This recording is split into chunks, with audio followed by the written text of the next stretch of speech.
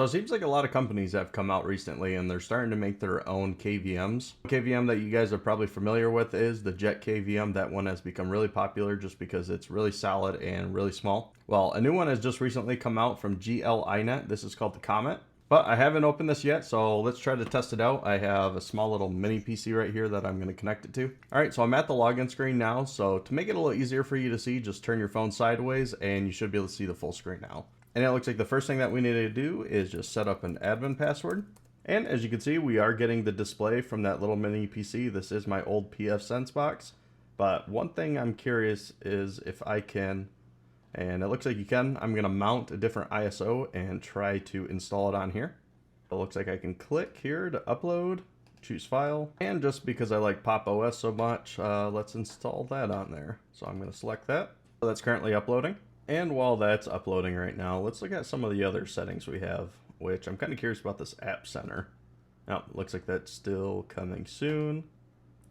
I don't have any accessories plugged in. Looks like it's got a little clipboard you can paste.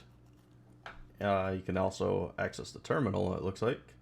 That's kind of nice. Looks like you can adjust the quality. I'm gonna try ultra high on that. Looks like you can also play audio over this. And yeah, I'm definitely gonna set that to dark mode because that was starting to kill my eyes already. And it looks like just like the Jet KVM, they do offer a cloud service. That's totally up to you if you trust that or not. And it looks like you can go full screen on this too. So let's hide that. All right, so that is uploaded now. So it looks like we need to mount that. Do image mounting and then choose our image. So let's try to reboot this and see if we can install Pop! OS. So choose option 5, R for reboot. All right, so we're in our BIOS now. So now we're gonna go to boot and we're gonna change our boot option 1 to the Linux file CD. The save and exit, save changes and exit. And there we are, we can try and install Pop! OS.